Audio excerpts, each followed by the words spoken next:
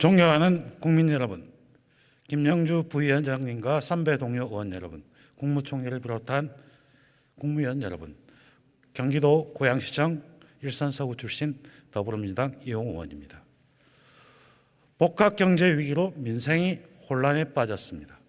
국민들은 국가가 발벗고 나서라고 아우성입니다.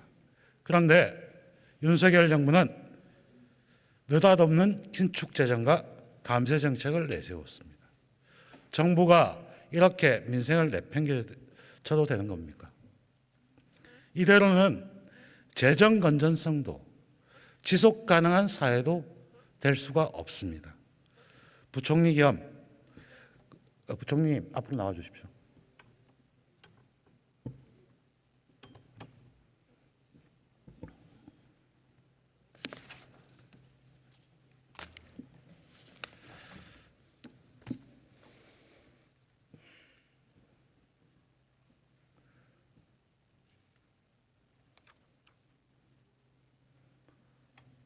본의원은 본격적인 질의에 들어가기 앞서 반도체 관련 세액공제 예산안의 혼선에 대해서 말씀드리겠습니다.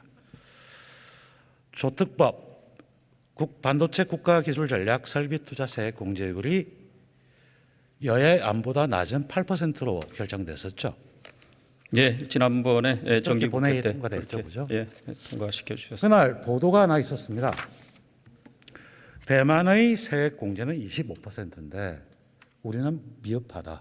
이런 보도가 있었습니다. 맞죠? 네. 그리고 이 다음 날 기획재정부는 보도자료를 냅니다. 한번 화면을 보시죠. 그 화면의 보도자료의 내용을 보면 우리나라 반도체 투자의 세액 공제가 매우 높은 수준이다. 그리고 내용을 보면 R&D 투자와 설비 투자를 구별하지 못해서 발생한 해프닝이라고 하는 보도자료입니다. 이 내용을 대통령실과 공유된 내용입니까? 뭐 당연히 공유를 하고 그때 저희들이 반도체 세제 지원 수준은 높다. 그런데 그때 언론 등에서 여러 곳에서 인용하는 것이 그 수치가 R&D하고 이 시설 투자 이걸 혼동하면서 쓰셨기 때문에 저희들이 그것을 또 바로잡는 정보 제공 차원사. 그런데 12월 30일 국무회의에서 대통령께서는 미흡하다는 지적을 하셨습니다. 본의원은 대통령께서 한국의 설비 투자 세액 공제와 대만의 R&D 세액 공제를 잘못 비교한 자료 또는 혼동을 하신 게 아닌가 생각되는데 어떻습니까? 전혀 그렇지 않죠. 그렇게 말씀하실 이유는 전혀 없다고 보는데 세제 지원을 확대 강화하라 그 지시를 하셨고 뭐 저희들이 사실은 그 전에 그런 부분의 검토를 내부적으로 하고 있었던 것을 바로 또 착수해서 제안하게 된 겁니다. 그런데 왜 8%로 해서 예산안이 통과됐습니까? 아니 제가 아까 말씀드렸다시피 저희들이 정기 국회에 세제 개편을 낼 때는 8%로 제안을 했고 그것이 국회 심사 과정에서 계속 8%가 돼 있었고 아까 말씀하신 대로 반도체 특위에서 저희들이 20% 등 이런 제안이 있었는데 일부 야당 의원님들께서 그런 법안 발의가 있으셨죠. 그런데 기재위에서는 그것을 1차 논의를 하면서 일단 8%로 일단 간다. 그렇게 잠정 결론을 내려줬고 그 이상에 관해서는 제가 마지막까지 여야 간의 협상 테이블에 있었는데 그에 관한 어떠한 문제 제기도 뭐 여당, 야당 포함해서 그때는 없었다. 그리고 마지막 본회의 때 찬반 토론을 통해서 또 문제 제기가 있었고 저는 그걸 경청을 했고 그 이후에 일련의 조치들이 있었다는 말씀을 드립니다. 그 이면에는 충분히 지원하고 있고 반도체뿐만 아니라 다른 산업들의 세액 공제의 균형 이런 것들 고려해야 되고 그거에 대한 세수 감수도 같이 고려해야 되는 기획재정부의 고민이 담겨 있다고 생각합니다. 있었는데 아까 말씀드린 대로 반도체는 저는 특별하다 이렇게 생각을 합니다. 저는 반도체를 아무리 특별히 취급해도 저는 지나치지 않다. 그런 문제 있었기 때문에 그보다 지금 최근에 여러 가지 반도체의 경기의 침체, 하강 어려움 그것이 또 우리 경제 안보에 미치는 영향, 국가 전략 산업으로서의 위치 등등을 종합 고려해서 연말에 그런 결정을 다시 하게 됐다는 말씀을 드립니다.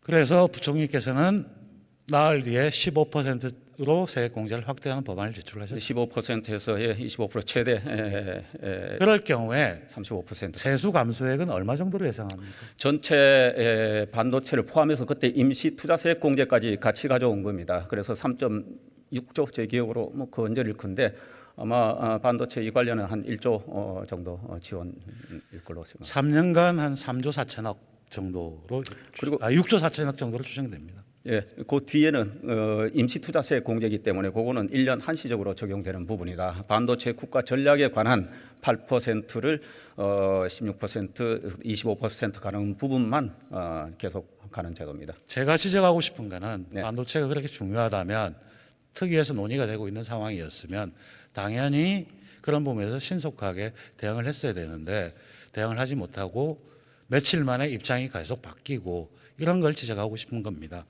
부총리 들어가도 좋습니다. 네. 공정거래위원장 나와 주십시오.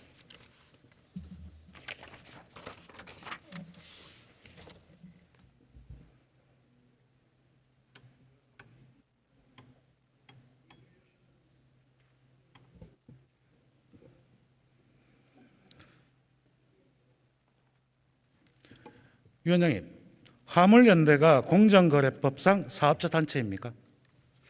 예, 사업자 단체로 보았습니다. 지난 1월 16일 날 공정거래위원회 전원회의에서 화물연대를 사업자 단체라고 판단한 바 있습니다. 사업자 단체로 판단한 근거는 무엇입니까? 사업자 단체로 판단한 근거는 화물연대 구성원의 대부분이 개인 사업자 등록이 되어 있고 직접 또는 위탁을 받아서 화물 운송 사업을 하는 사업자라고 보았기 때문입니다. 화물연대 구성원이 사업자가 된 것은 기업에 고용되던 운송 노동자가 구조조정 과정 속에서 독립자영업자로 변했기 때문입니다. 그런데 이 독립자영업자를 노동자냐 사업자냐 판단하는 근거는 뭡니까? 아까 말씀드린 것처럼 구성원 대부분이 직접 또는 위탁을 받아서 화물 운송 사업을 운영하고 있는 사업자의 성격이 있기 때문입니다. 성격이 있는 것이 사업자라고. 자, 2021년 대법원의 판결에 의하면 판정 기준은 노동자성을 보는 기준은 업무의 지시, 위탁, 평가의 문제, 직접적 지휘 관계를 얘기하는 겁니다. 이럴 경우 대법원의 판례는 운송계약의 운임이 결정되고 업무 지휘 감독이 있기 때문에 지입차주의 근로자성이 인정된다고 판결했습니다. 알고 계십니까? 예, 알고 있습니다. 위원장님은 혹시 화물연대가 법의 노조라서 파업 행위가 정당하지 않고 그래서 공정거래법이 적용된다고 보시는 겁니까? 예, 그것은 아니고요. 노조 여부와 무관하게 사업자 단체에 해당하게 되면은 공정위가 사업자 단체 금지행위 위반 문제를 조사할 수 있다라고 보고 있고요. 과거의 건설 노조나 항운 노조의 경우에도 마찬가지로 사업자 단체 금지 규정 위반으로 저희가 제재를 한 바가 있습니다. 위원장님, 1914년 클레이튼법을 아십니까? 예, 알고 있습니다. 요지가 무엇입니까? 예, 일정한 요건하에 노조 활동에 대해서 경쟁법 적용을 배제하는 내용으로 알고 있습니다. 최초의 반독점법인 셔먼법이 노조의 활동에 대해서 사업자성을 다툴까 봐 하는 걸 보완하기 위해서 경쟁법을 배제한다. 이게 클레이튼법이죠. 예, 맞습니다. 우리나라도 마찬가지입니다. 대법원이 2021년에 사업자 단체의 집단 휴업 행위에 대해서 공정위가 제재한 바에 대해서 위법하다고 판결했습니다. 알고 계시죠? 예, 그 판결을 알고 있습니다. 공정위에 대한 판결이니까요. 예, 아에로 우리 가입되어 있죠. 예, 기본협약. 네, 아에로에서 공고한 사안이 화물차주, 건설기계 차주 등 자영업 특수고용 비정규직은 노동상권을 향유하는 주체라고 명확하게 공고했습니다. 알고 계시죠? 예, 알고 있습니다. 작년 9월 EU 집행위원회의 가이드라인 들어보셨습니까? 예, 들어봤습니다. 1인 자영업인의 단체 협약 보호를 위한 가이드라인에서도 경쟁법 배제 원칙을 명확하게 해주고 있습니다. 알고 계시죠? 네, 알고 있습니다. 자, 경쟁법의 글로벌한 추세를 감안한다면 사업자 단체인지 아닌지 여부의 판단 여부가 명확하지 않고 경쟁법을 배제하는 게 맞습니다. 이런 상황에서 공정위가 개입하는 게 적당하다 보십니까?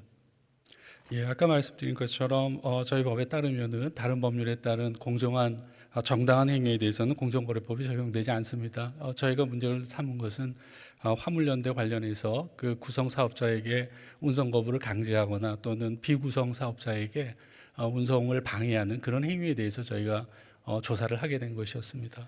그래서 화물연대 본부를 조사방해 행위로 고발하셨죠?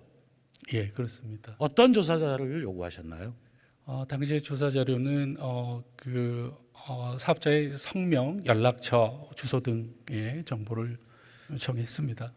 화면을 보시면 노조원의 가입 정보 등 민감한 개인정보 보호를 요구하고 있습니다.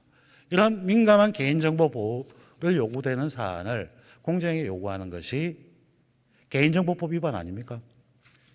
저희 공정거래법 81조에 의하면은 조사에 필요한 범위 내에서 저희가 정보를 요청할 수 있게 되어 있는데요. 관련 사업자 단체 금지 행위 관련해서는 사업자를 특정할 필요가 있었고 그런 목적에서 해당 정보를 요청하게 되었습니다. 공정거래법 제84조에는 조사 공무원은 다른 목적을 위해서 조사권을 남용해서는 안 된다. 그리고 조사 절차에 관한 구조는 객관적이고 합리적인 기준에 이해해야 된다고 했습니다. 여기에 요구된 자료들은 상당히 자의적이었습니다. 공정위의 개입 자체가 다툼이 있고 규정까지도 위반할 소지가 있는 상황에서 이거는 공권력 남용 아닙니까? 말씀드린 바와 같이 저희는 저희 사업자 단체 금지 행위 규정에 따라서 조사를 하게 되었고요. 조사 방해 금지가 사업자 단체 여부를 판정을 누가 합니까? 그 부분은 지난 1월 대법원에 판례가 있는데요. 1월 16 판례를 위배하면서 사업자 단체로 판정을 위원장이 직접 하십니까? 아닙니다. 그 판례는 노동 위원장이 먼저 사업자 단체라고 전원 회의가 열리기 전에 하지 않으셨습니까? 사업자 단체라는 것은 아까 말씀드린 것처럼 그 구성원들이 대부분 직접 또는 위탁을 받아서 화물운송 사업을 하는 사업자이기 때문에 그 팩트를 말씀드린 것이고요. 뭐 그런 취지에서 말씀드렸습니다. 예, 위원장님 들어가셔도 좋습니다. 부총리님 다시 나와 주십시오.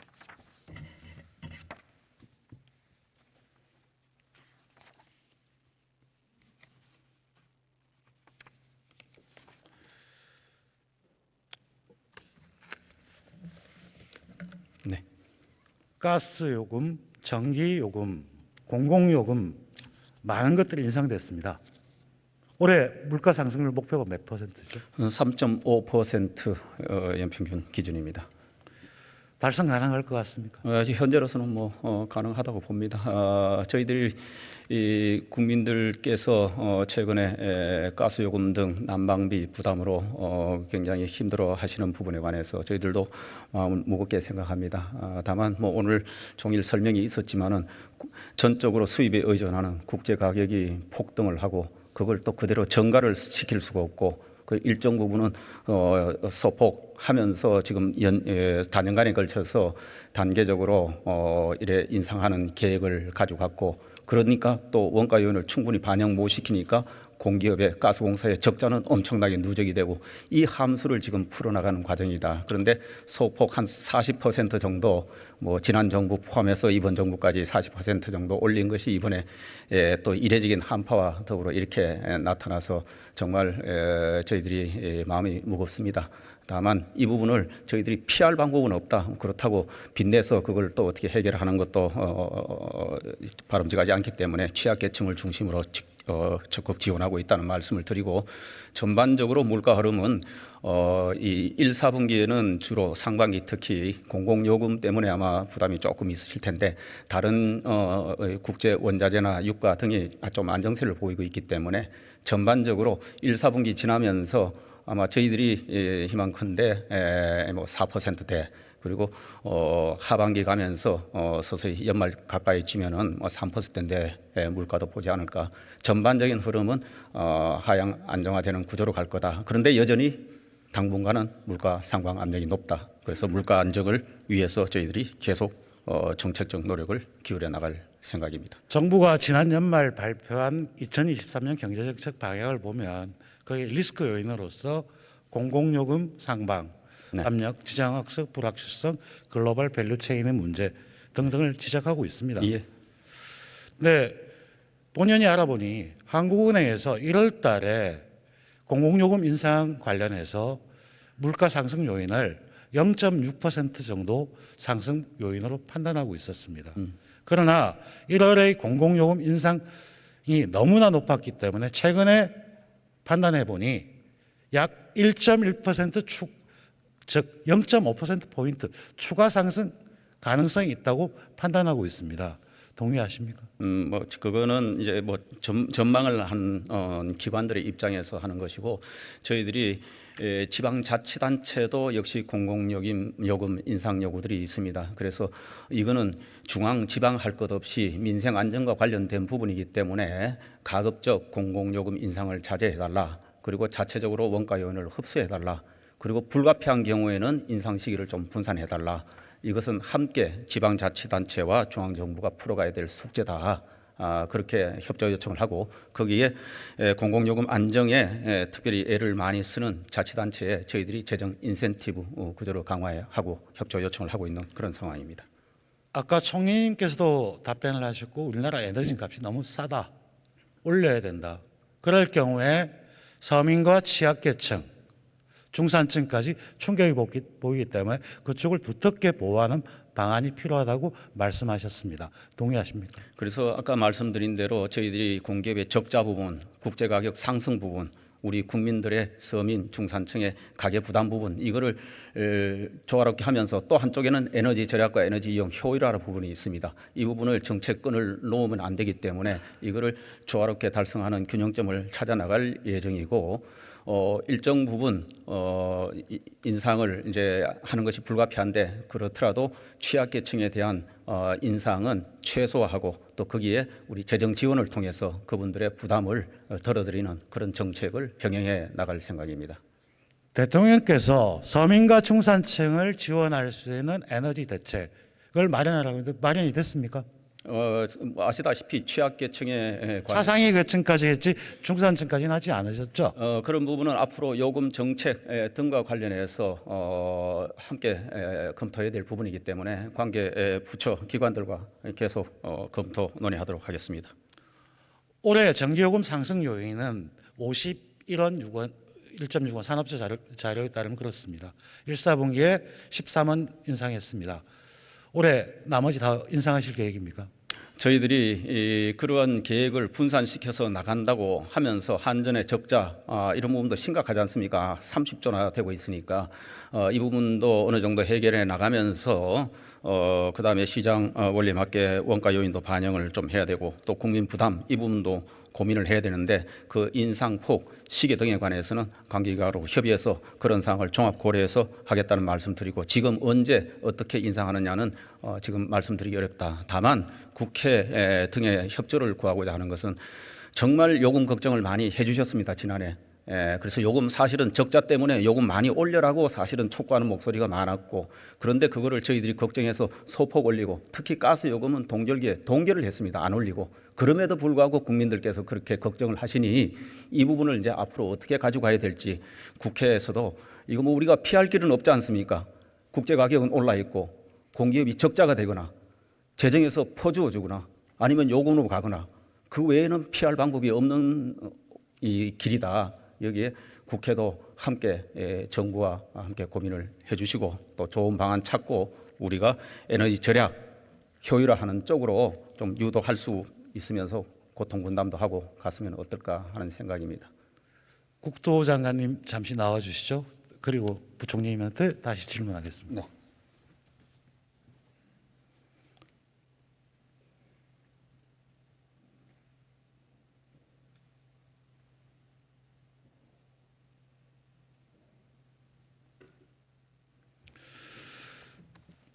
장관님, 우리나라 공공임대주택 비율이 어느 정도 되는 걸로 알고 있어요? 공공임대주택 비율 얼마 정도 되는 겁니까? 공공임대주택 비율이요. 한 10% 정도로 알고 있습니다. 2021년 기준 7.9%입니다. 예. 그리고 여기서 분양 전환을 빼면 7.1%입니다. 예. 상당히 낮죠. 예, OECD 평균이 8%인데 이제 그걸 기준으로 여러 가지 그 분류하는 기준에 따라서 조금씩 차이가 납니다.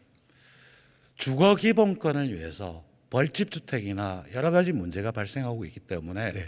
공공임대주택을 확충하는 것이 필요하겠죠. 예, 당연히 국가의 의무 중에 하나입니다. 그렇죠. 네. 영국은 17%, 영국은 18%, 프랑스는 17% 정도입니다. 우리 같은 경우에는 본의 의원은 한 15%까지 중장기적으로 확충하는 게 필요하다고 생각하는데 장관님의 견해는 어떻습니까? 그것은 그 임대에 대한 우리 임대와 그 자가에 대한 국민들의 의식과 수요와도 연결이 돼 있고요. 또 민간 임대 시장의 역할, 또 우리의 사회 특수한 전세 제도라든지 뭐 이 분양 전환 임대 등의 다양한 형태가 있기 때문에 이것을 그냥 평면적으로 비교하면 또 잘못된 결론이 나올 수도 있다고 생각합니다. 올 초에 대통령께서 미분양 주택 매입을 검토하라고 하셨습니다. 네. 윤석열 정부의 기본 정책 기조는 민간의 자율과 창의를 활성화시키고 시장 기능을 확대되는 겁니다. 그런데 그 기조와 이 지시가 일치되는 것입니까?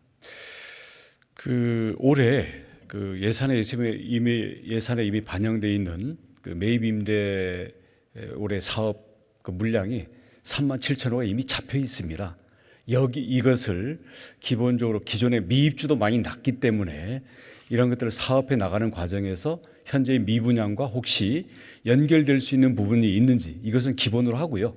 앞으로 시장 상황에 따라서 조금 더 능동적으로 임하라는 그런 취지로 이해하고 있습니다. 그 말씀이 나오시고 난 다음에 LH가 강북의 아파트를 15% 매입한 경우가 있었죠. LH가 그 아파트를 매입한 것은 작년에 이미 의결된 거고요. 기존 사업이 시기가 돼서 이번에 집행된 것뿐이지 의결 자체는 이미 작년에 이루어진 겁니다. 장관님 생각에는 미분양 주택을 매입한다면 얼마 정도의 가격에 매입해야 될 것 같습니다. 가격 기능은 정부가 그것도 미리 정해서 접근하는 것은 맞지 않다고 생각합니다. 근데 기본적으로는요, 현재 시세, 감정가 이런 여러 가지 가격 자체도 기준이 다릅니다만은 상당히 할인된 가격으로 사야 된다고 생각합니다. 왜냐하면 공공의 재원을 가지고 복지의 재료로 쓰기 위한 것이기 때문입니다. 지난번에 장관님께서는 2008년 금융위기 경우에 최대 40%까지 할인된 가격을 매입한 경우가 있다고 말씀을 하셨습니다. 본 의원은 50%까지는 할인해야 된다고 생각합니다. 왜냐하면 자신들이 할인해서 팔려고 하면 파는 거고 자금 사정에 따라 모자라면 받아줄 수가 있습니다. 그렇게 해야지만 리스크를 망각하고 투자했던 것에 대해서 페널티가 갈 수가 있고 리스크를 조심한 쪽에 인센티브가 갈 수 있는 시장 기능에 합당하다고 봅니다. 그렇게 보십니까? 현재 매입 임대 경우에는요, 이미 지어진 물량을 살 경우에는 감정가로 사는 그런 업무례로 돼 있고요. 이 토지가 있을 경우에는 아예 협정 가격에 의해서 건설 전에 이미 매입하고 건설을 시키는 경우도 있습니다. 그렇기 때문에 우리 의원님의 취지는 아마 대다수 국민들이 공감을 할 겁니다만은 가격이라는 것도 감정가, 시세, 또 협정가 여러 가지가 있기 때문에 이 부분들에 대해서는 아무튼 원칙은 아까운 이 재원을 가지고 보다 대다수의 사람들에게 그리고 세입자들이 들어가기를 원하는 선호도가 높은 주택부터 사들일 수 있도록 해야 된다. 그런 원칙에 의해서 세부 사항은 저희들이 기준을 좀 더 잘 들여다보고 잘 만들도록 하겠습니다. 매입 임대의 최대가가 3억이었습니다. 그러다 보니까 빌라나 이런 주택인데 지금 제가 50% 할인 이런 걸 했을 때 미분양 아파트의 경우에 오히려 우리 국민들이 더 좋아할 수 있는 그런 주거 형태일 수 있기 때문에 제안을 하는 겁니다. 그래서 지금 미분양 아파트의 전체 그 개개 물건에 대한 리스트를 저희가 취합을 하고 있습니다. 그래서 이게 매입 임대 또는 여러 가지 주거 복지의 물건으로 쓰일 수 있는 부분이 어떤지 이 부분들에 대해서는 저희들이 가급적 적극적으로 매입을 하든지 해보겠고요. 전혀 이게 동떨어져 있는 건데 건설사가 어려우니 이걸 사달라? 그리고 나중에 값이 오르면 도로 사가겠다?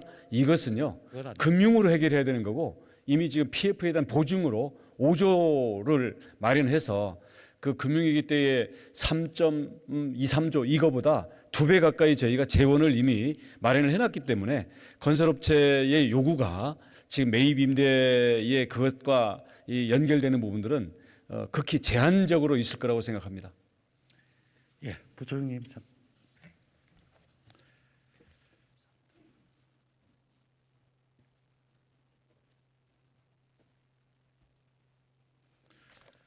네. 오늘 난방기, 전기세, 버스요금, 공공요금 인상, 자영업자 피해 지원, 공공임대주택 확충 등 정부의 재정 수요가 굉장히 늘고 있는 게 명확하게 보이시죠? 예, 재정으로 투입해야 될 부분이 많은데 그게 640조에 우리 국회와 정부가 함께 논의해서 의결한 사업 속에 대부분 다 들어가 있다 이렇게 말씀드리겠습니다. 정부가 지난해 감세, 그다음에 반도체 감세, 어떤 감세 쭉 하는 세수 감소 요인이 있는 상태 속에서 과연 재정 건전성을 지킬 수 있을까요?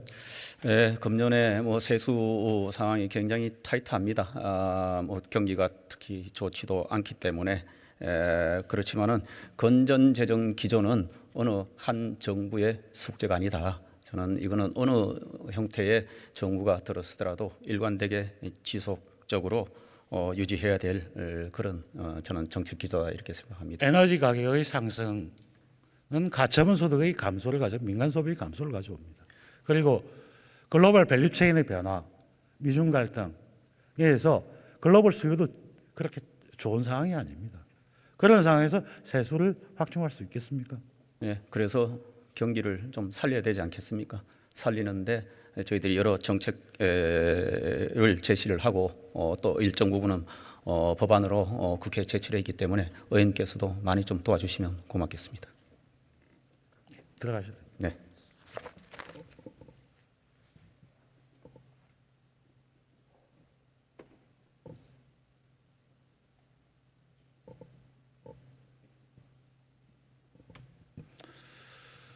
정책은 신뢰와 일관성이 있어야 됩니다. 정부가 오락가락 대응하고 뒷북 대책으로 일관한다면 그 피해는 고스란히 국민에 돌아갑니다. 공약상으로 긴축재정, 균형재정을 한다고 하면서 에너지 바우처 예산을 줄였다가 갑자기 에너지 지원 예산을 확대하니 하고 임대주택 예산을 줄여놨다가 갑자기 매입 임대주택 확충 방안을 고려하고 정부와 국회가 합의한 아무런 근거 없이 확대하라고 이렇게 오락가락 뒷북 행정을 하는 상태 속에서 과연 경기 대응을 제대로 할 수 있겠습니까? 연일 치닫는 물가에 민생은 무너져가고 있습니다. 떨어질 줄 모르는 금리에 그 국민들의 시름은 깊어져가고 있습니다. 국가의 존재 이유가 뭡니까? 헌법 제34조에는 모든 국민이 인간다운 생활을 할 권리가 있다고 되어 있습니다. 또 국가는 사회보장과 사회복지 증대에 노력할 의무가 있다고 되어 있습니다. 지금 우리는 어떻습니까? 대한민국 공공복지 지출은 OECD 평균의 절반 수준에 그치고 있습니다. 평생을 일하다 은퇴하신 어르신의 보답을 하기는커녕 노인 자살률 1위라는 오명만 남기고 있습니다. 복합 경제 위기에 국민이 받은 건 가슴이 철렁거려 하는 난방비 부지세입니다. 존경하는 선배 동료 의원들, 복합 경제 위기에서 많은 국민들의 희망을 잃어가고 있습니다. 지금이야말로 국민 곁에 국가가 있다는 걸 보여드려야 할 때입니다. 국가가 국민의 시름을 조금이나마 덜어줄 수 있도록 함께 노력해 주실 걸 동료 의원님께 간곡히 호소드립니다. 경청해 주셔서 고맙습니다.